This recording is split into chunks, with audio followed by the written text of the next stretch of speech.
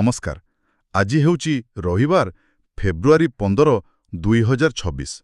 ଆମ ପାଖରେ ବିଭିନ୍ନ ଜାତୀୟ, ଆନ୍ତର୍ଜାତୀୟ ଏବଂ ସ୍ଥାନୀୟ ଖବରକାଗଜ ଓ ରିପୋର୍ଟର ଏକ ସମ୍ଭାର ରହିଛି। ଆଉ ଆମର ଉଦ୍ଦେଶ୍ୟ କେବଳ ଏହି ଖବରଗୁଡ଼ିକୁ ପଢ଼ିବା ନୁହେଁ, ବରଂ ଏହା ଭିତରେ ଥିବା ସମ୍ପର୍କକୁ ଟିକେ ଖୋଜିବା, ବୁଝିବା ଯେ ଏସବୁ ମିଶି ଆମ ଚାରିପାଖ ଦୁନିଆର କିଭଳି ଏକ ଚିତ୍ର ତିଆରି କରୁଛି।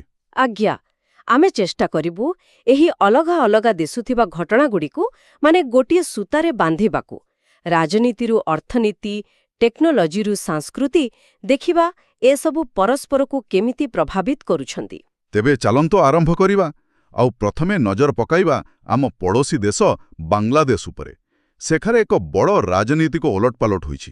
ଖବର କହୁଛି ତାରିକ ରହମାନଙ୍କ ଦଳ ବାଂଲାଦେଶ ନ୍ୟାସନାଲିଷ୍ଟ ପାର୍ଟି 300ରୁ 209ଟି ଆସନରେ ଜିତିଛି। ହଁ, ଏହା ଏକ ବହୁତ ବଡ଼ ବିଜୟ। ଏହା ପ୍ରାୟ 18 ମାସର ରାଜନୈତିକ ଅସ୍ଥିରତା ପରେ ଆସିଛି। ତେଣୁ ଏହାକୁ ବାଂଲାଦେଶରେ ଗଣତନ୍ତ୍ର ଫେରିବାର ଏକ ସଂକେତ ବୋଲି କୁହାଯାଉଛି। କିନ୍ତୁ ବୁଝିଲେ, ନୂଆ ସରକାରଙ୍କ ପାଇଁ ରାସ୍ତା ସେତେ ସହଜ ନୁହେଁ। କାହିଁକି? କ'ଣ ସବୁ ଆହ୍ୱାନ ରହିଛି? ଦେଖନ୍ତୁ, ପୂର୍ବତନ ପ୍ରଧାନମନ୍ତ୍ରୀ ଶେଖ୍ ହସିନାଙ୍କ ସହ ସମ୍ପର୍କ, ସୀମାରେ ଲାଗି ରହିଥିବା ହତ୍ୟା, ଆଉ ସବୁଠୁ ଗୁରୁତ୍ୱପୂର୍ଣ୍ଣ ଗଙ୍ଗାଜଳ ଚୁକ୍ତି ଭଳି ଅନେକ ଜଟିଳ ପ୍ରସଙ୍ଗ ତାଙ୍କ ସାମ୍ନାରେ ରହିଛି। କିନ୍ତୁ ଏହା ଭାରତ ପାଇଁ କ'ଣ ସଂକେତ ଦେଉଛି? ଏହା କେବଳ ବାଂଲାଦେଶର ଏକ ଆଭ୍ୟନ୍ତରୀଣ କଥା, ନା ଏହା ଆମ ପାଇଁ କୂଟନୀତିକ ସ୍ତରରେ ଏକ ନୂଆ ଆହ୍ୱାନ? ଏଇଟା ଗୋଟେ ବହୁତ ଗୁରୁତ୍ୱପୂର୍ଣ୍ଣ ପ୍ରଶ୍ନ। ଦେଖନ୍ତୁ, କ'ଣ ନା ତାରିକ ରହମାନଙ୍କ ଦଳ ପାରମ୍ପରିକ ଭାବେ ଟିକେ ଚୀନ ଆଡ଼କୁ ଢଳିଥାଏ। ତେଣୁ ଏହି ଫଳାଫଳ କେବଳ ବାଂଲାଦେଶର ରାଜନୀତି ବଦଳାଇବ ନାହିଁ, ଏହା ଭାରତ ପାଇଁ ଏକ ବଡ଼ କୂଟନୈତିକ ପରୀକ୍ଷା ହେବ। ଗଙ୍ଗାଜଳ ଚୁକ୍ତିଠାରୁ ଆରମ୍ଭ କରି ସୀମା ସୁରକ୍ଷା ପର୍ଯ୍ୟନ୍ତ ଭାରତକୁ ଏବେ ଏକ ନୂଆ ସମୀକରଣ ସହ କାମ କରିବାକୁ ପଡ଼ିବ। ଏହା ଏକ ସୂକ୍ଷ୍ମ ସନ୍ତୁଳନର ଖେଳ ହେବ। ଆଚ୍ଛା, ତେବେ ଗୋଟିଏ ପଟେ ପଡ଼ୋଶୀ ଦେଶ ସହ ସମ୍ପର୍କ ଜଟିଳ ହେଉଥିବା ବେଳେ ଭାରତ ଅନ୍ୟ ଦେଶମାନଙ୍କ ସହ ସମ୍ପର୍କ ମଜବୁତ କରୁছে ନା? ଆସନ୍ତାକାଲିଠାରୁ ମାନେ ସୋମବାରଠାରୁ ନୂଆଦିଲ୍ଲୀରେ ଇଣ୍ଡିଆ ଏଆଇ ଇମ୍ପାକ୍ଟ ସମିଟ୍ 2026 ଆରମ୍ଭ ହେଉଛି। ହଁ, ଆଉ ଏଥିରେ ଫ୍ରାନ୍ସ ଓ ବ୍ରାଜିଲର ରାଷ୍ଟ୍ରପତିଙ୍କ ସମେତ ପ୍ରାୟ 20ଟି ଦେଶର ନେତା ଯୋଗ ଦେଉଛନ୍ତି। ଏହା ଏକ ବଡ଼ ଆୟୋଜନ। ସହଯୋଗ ବଢ଼ାଇବା ପାଇଁ ଆଲୋଚନା ଚାଲିଛି। ଏଇଠି ମୋ ମନରେ ଗୋଟେ ପ୍ରଶ୍ନ ଆସୁଛି। ଗୋଟେ ପଟେ ଏଆଇ ବା ଟେକ୍ନୋଲୋଜିକୁ ନେଇ ସମ୍ମିଳନୀ, ଆର ପଟେ ଅଷ୍ଟ୍ରେଲିଆ ସହ ସାମରିକ ଆଲୋଚନା। ଏ ଦୁଇଟା କ'ଣ ଅଲଗା ଅଲଗା ଘଟଣା, ନା ଏହା ଭିତରେ କିଛି ସମ୍ପର୍କ ଅଛି? ବହୁତ ଭଲ ପ୍ରଶ୍ନ। ଆଜିକାଲିର କୂଟନୀତିରେ ଟେକ୍ନୋଲୋଜି ଆଉ ସୁରକ୍ଷା ପରସ୍ପର ସହ ଗଭୀର ଭାବେ ଜଡ଼ିତ। ଇଣ୍ଡୋ ପାସିଫିକ ଅଞ୍ଚଳରେ ଚୀନକୁ ମୁକାବିଲା କରିବା ପାଇଁ ଯେଉଁ ରଣନୈତିକ ସହଯୋଗ ଦରକାର, ସେଥିରେ ଆଧୁନିକ ଟେକ୍ନୋଲୋଜି, ବିଶେଷ କରି ଏଆଇର ବହୁତ ବଡ଼ ଭୂମିକା ରହିଛି। ତେଣୁ ଏହି ଦୁଇଟି ଘଟଣାକୁ ଆମେ ଗୋଟିଏ ବଡ଼ ରଣନୀତିର ଦୁଇଟି ଅଲଗା ଦିଗ ବୋଲି କହିପାରିବା। ଆଚ୍ଛା, ବୁଝିଲି। ତେବେ ଏଇ ସବୁ ବଡ଼ ବଡ଼ ଖେଳାଳିଙ୍କ ଭିତରେ ଆମେରିକାରେ କ'ଣ ଚାଲିଛି? ଶୁଣିବାକୁ ମିଳୁଛି ଟ୍ରମ୍ପ ପ୍ରଶାସନ ତାଙ୍କର ଗୋଟେ ବଡ଼ ନିଷ୍ପତ୍ତିରୁ ପଛକୁ ହଟି ପାରନ୍ତି, ଷ୍ଟିଲ୍ ଆଉ ଆଲୁମିନିୟମ ଶୁଳ୍କକୁ ନେଇ। ଦେଖନ୍ତୁ, ଏଇଠୁ ହିଁ ଜଣାପଡ଼ୁଛି ବାଣିଜ୍ୟ ନୀତି କେତେ ଜଟିଳ। ଗୋଟେ ପଟେ ନିଜ ଦେଶର କମ୍ପାନୀଙ୍କୁ ବଞ୍ଚେଇବାକୁ ହେବ, ଆଉ ପଟେ ସାଧାରଣ ଲୋକଙ୍କ ପାଇଁ ଜିନିଷପତ୍ରର ଦାମ ବି ନିୟନ୍ତ୍ରଣରେ ରଖିବାକୁ ପଡ଼ିବ। ରିପୋର୍ଟ କହୁଛି ଏହି ଶୁଳ୍କ ଯୋଗୁଁ ଗ୍ରାହକମାନେ ପ୍ରଭାବିତ ହେଉଛନ୍ତି। ତେଣୁ ସରକାର ଏହାକୁ କୋହଳ କରିବାକୁ ଚିନ୍ତା କରୁଛନ୍ତି। ଓହୋ, ଆଉ ଏହାର ପ୍ରଭାବ ବିଶ୍ୱ ବଜାର ଉପରେ ପଡ଼ିଲାଣି କି? ହଁ, ପଢ଼ିସାରିଲାଣି। ଆଲୁମିନିୟମର ଦାମ କମିବା ଆରମ୍ଭ ହୋଇଗଲାଣି। ଏହି କଥାଟି ମୋତେ ଆଉ ଏକ ପ୍ରସଙ୍ଗ ମନେ ପକାଇ ଦେଉଛି।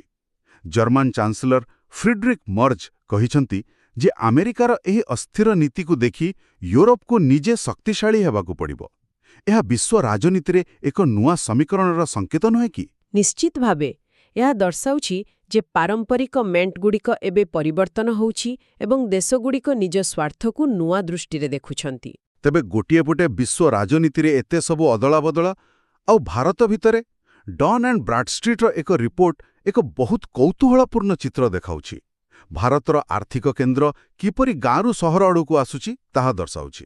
ହଁ, ରିପୋର୍ଟ ଅନୁସାରେ 2025-26 ସୁଦ୍ଧା ଭାରତର ଜିଡିପିରେ ସହରାଞ୍ଚଳର ଅବଦାନ 70% ହୋଇଯିବ।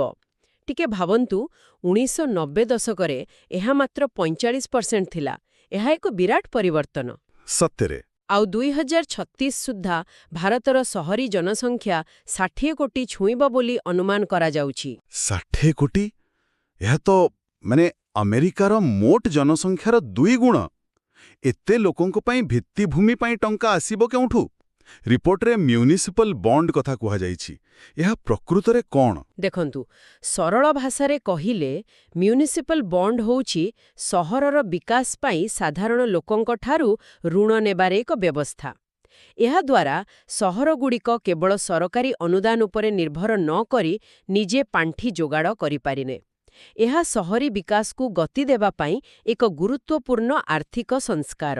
ଆଚ୍ଛା, ଆଉ ଅର୍ଥବ୍ୟବସ୍ଥାର ଅନ୍ୟ ସୂଚକାଙ୍କଗୁଡ଼ିକ କ'ଣ କହୁଛି? ସେଠାରେ ମଧ୍ୟ ଭଲ ସଂକେତ ରହିଛି। ରିଜର୍ଭ ବ୍ୟାଙ୍କର ତଥ୍ୟ ଅନୁସାରେ ବ୍ୟାଙ୍କଗୁଡ଼ିକର ଋଣ ପ୍ରଦାନ 14.6% ବଢ଼ିଛି, ଆଉ ଜମାରାଶି 12.5% ବୃଦ୍ଧି ପାଇଛି। ଏହାର ଅର୍ଥ ହେଉଛି ଆର୍ଥିକ ଗତିବିଧି ବଢ଼ୁଛି। ଗ୍ରୁ ସୋଲାର ନାମକ ଏକ କମ୍ପାନୀ ତାର ଉତ୍ପାଦନ କ୍ଷମତାକୁ 8 ଗିଗାୱାଟ ପର୍ଯ୍ୟନ୍ତ ବଢ଼ାଇବାକୁ ଯୋଜନା କରିଛି। ଗିଗାୱାଟ ଶବ୍ଦଟା ଶୁଣିବାକୁ ବହୁତ ବଡ଼ ଲାଗୁଛି। ସାଧାରଣ ଲୋକଙ୍କ ପାଇଁ ଏହାର ଅର୍ଥ କ'ଣ? 8 ଗିଗାୱାଟ ସୌର ଶକ୍ତିର ଅର୍ଥ ହେଉଛି ଲକ୍ଷ ଲକ୍ଷ ଘରକୁ ବିଜୁଳି ଯୋଗାଇବାର କ୍ଷମତା। ଏହା ଦେଶର ଶକ୍ତି ଆବଶ୍ୟକତା ପୂରଣ କରିବା ସହ ପରିବେଶ ସୁରକ୍ଷା ଦିଗରେ ଏକ ବଡ଼ ପଦକ୍ଷେପ।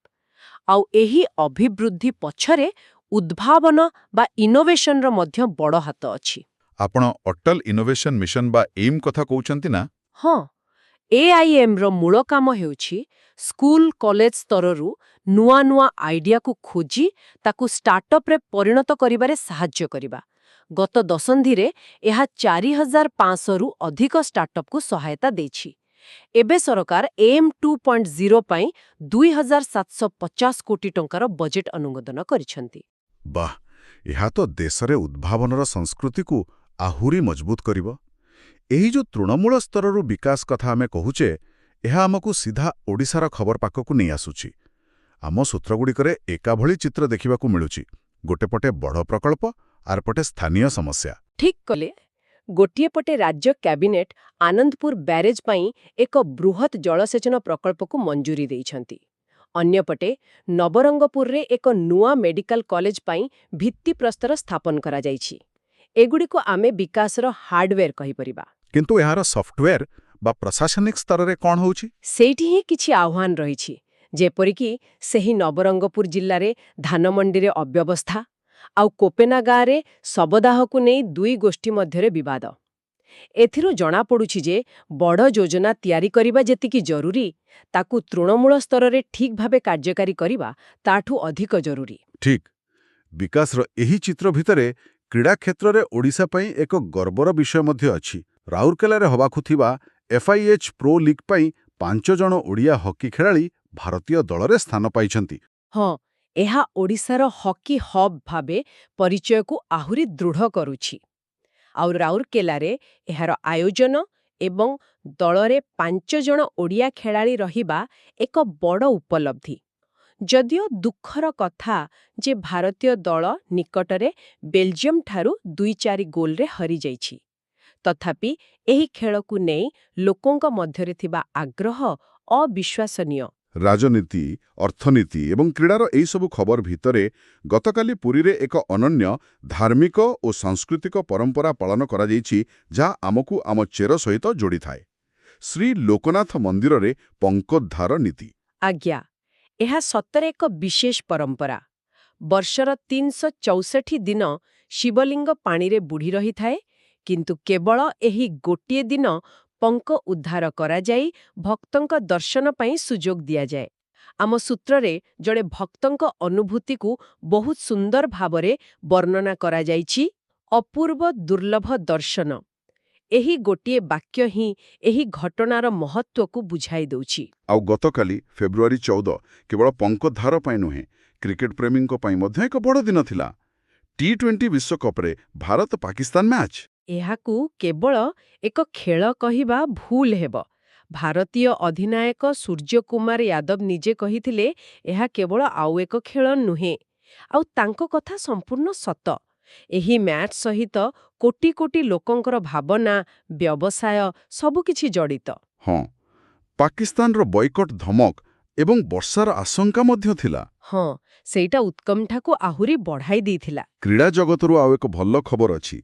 ବଜାଜ ଅଟୋ କମ୍ପାନୀ ଘୋଷଣା କରିଛି ଯେ ସେମାନେ ମହିଳା ଟି20 ଲିଗ୍ ଜିତିଥିବା ରୟାଲ ଚ୍ୟାଲେଞ୍ଜର୍ସ ବାଙ୍ଗାଲୋର ମହିଳା ଦଳର ପ୍ରତ୍ୟେକ ସଦସ୍ୟଙ୍କୁ ଗୋଟିଏ ଲେଖାଏଁ ନୂଆ ଇଲେକ୍ଟ୍ରିକ୍ ସ୍କୁଟର ଉପହାର ଦେବେ। ଏହା ନିଶ୍ଚିତ ଭାବେ ମହିଳା କ୍ରୀଡ଼ାକୁ ପ୍ରୋତ୍ସାହିତ କରିବା ପାଇଁ ଏକ ଭଲ ପଦକ୍ଷେପ। ଆଉ ଏଥିସହିତ ଏହା ଏକ ଚତୁର ମାର୍କେଟିଂ ରଣନୀତି ମଧ୍ୟ। କମ୍ପାନୀ ନିଜ ବ୍ରାଣ୍ଡକୁ ସଫଳତା ଏବଂ ସକାରାତ୍ମକ ଭାବନା ସହିତ ଯୋଡୁଛି। ଆଉ ଗତକାଲି ଭାଲେଣ୍ଟାଇନ୍ସ ଡେ ଥିବାରୁ ସମ୍ବାଦ ସାହିତ୍ୟ ପକ୍ଷରେ ପ୍ରେମ ସାହିତ୍ୟ ଉପରେ ଏକ ସୁନ୍ଦର ଆଲୋଚନା ହୋଇଥିଲା। ହଁ, ଏହା ଦର୍ଶାଉଛି ଯେ ଏଭଳି ଦିନଗୁଡ଼ିକ କିପରି ସମୟ ସହିତ ଆମ ସଂସ୍କୃତି ଓ ବ୍ୟବସାୟର ଏକ ଅଂଶ ହୋଇଯାଇଛି, ଯୋଉଠି ସାହିତ୍ୟ, କଳା ଏବଂ ବାଣିଜ୍ୟ ସବୁକିଛି ଏକାଠି ହୋଇଯାଏ। ତେବେ ଏହି ସବୁ ଘଟଣାକୁ ଯଦି ଆମେ ଏକାଠି ଦେଖିବା, ତେବେ କ'ଣ ବୁଝିଲେ? ଆମେ ଏକ ପରିବର୍ତ୍ତନଶୀଳ ଦୁନିଆ ଦେଖୁଛେ। ପଡ଼ୋଶୀ ଦେଶରେ ରାଜନୈତିକ ପରିବର୍ତ୍ତନ, ବିଶ୍ୱ ଅର୍ଥନୀତିରେ ନୂଆ ସମୀକରଣ। ଆଉ ଏହି ପରିବର୍ତ୍ତନ ଭିତରେ ଭାରତ ଏକା ସାଙ୍ଗରେ ଦୁଇଟି କାମ କରୁଛି। ଗୋଟିଏ ପଟେ କୂଟନୀତି ମାଧ୍ୟମରେ ବିଶ୍ୱ ମଞ୍ଚରେ ନିଜର ସ୍ଥିତିକୁ ମଜବୁତ କରୁଛି, ଅନ୍ୟପଟେ ନିଜର ଆଭ୍ୟନ୍ତରୀଣ ଅର୍ଥନୀତିକୁ ମୂଳରୁ ଶକ୍ତିଶାଳୀ କରିବାକୁ ଚେଷ୍ଟା କରୁଛି, ସହରୀ ଭିତ୍ତିଭୂମିରୁ ଆରମ୍ଭ କରି ଷ୍ଟାର୍ଟଅପ୍ ପର୍ଯ୍ୟନ୍ତ। ଆଉ ଏହି ସବୁ ବଡ଼ ଘଟଣା ଭିତରେ ପୁରୀର ପଙ୍କୋଦ୍ଧାର ନୀତି ଭଳି ସ୍ଥାନୀୟ ପରମ୍ପରା ଏବଂ ଭାରତ-ପାକିସ୍ତାନ ମ୍ୟାଚ୍ର ରୋମାଞ୍ଚ ଆଜି ବି ଲୋକଙ୍କୁ ଏକାଠି ବାନ୍ଧି ରଖିଛି। ଆଜ୍ଞା, ଏଠାରେ ଗୋଟିଏ ଚିନ୍ତା କରିବାର କଥା ଅଛି। ଆମ ସୂତ୍ରଗୁଡ଼ିକରେ ଉଲ୍ଲେଖ ଅଛି ଯେ ବର୍ତ୍ତମାନ ସାରା ବିଶ୍ୱରେ ଗ୍ରେଟ୍ ବ୍ୟାକ୍ୟାର୍ଡ ବର୍ଡ କାଉଣ୍ଟ ଚାଲିଛି। ଏକ ଲେଖାରେ ପକ୍ଷୀଙ୍କର ଗୀତକୁ କେବଳ ସୌନ୍ଦର୍ଯ୍ୟ ନୁହେଁ ବରଂ ବଞ୍ଚି ରହିବାର ଏକ ଭାଷା ବୋଲି କୁହାଯାଇଛି। ତେବେ ପ୍ରଶ୍ନଟି ହେଉଛି, ଯେତେବେଳେ ଆମେ ମଣିଷଙ୍କ ଦ୍ୱାରା ତିଆରି ଏହି ଜଟିଳ ବ୍ୟବସ୍ଥା ରାଜନୀତି, ଅର୍ଥନୀତି, ଟେକ୍ନୋଲୋଜିକୁ ବୁଝିବାରେ ଏତେ ବ୍ୟସ୍ତ, ସେତେବେଳେ ଆମେ କ'ଣ ଆମ ଚାରିପାଖରେ ଥିବା ଏହି ପୁରୁଣା ପ୍ରାକୃତିକ ବ୍ୟବସ୍ଥାଗୁଡ଼ିକୁ ଶୁଣିବା ଭୁଲି ଯାଉଛି କି? ଯଦି ଆମେ ସେମାନଙ୍କର ବଞ୍ଚି ରହିବାର ଓ ପରିବେଶ ସହ ଖାପ ଖୁଆଇବାର ଭାଷାକୁ ଅଧିକ ଧ୍ୟାନ ଦେଇ ଶୁଣିବା, ତେବେ କେଉଁ ନୂଆ ଦିଗ ଉନ୍ମୋଚିତ ହୋଇପାରେ?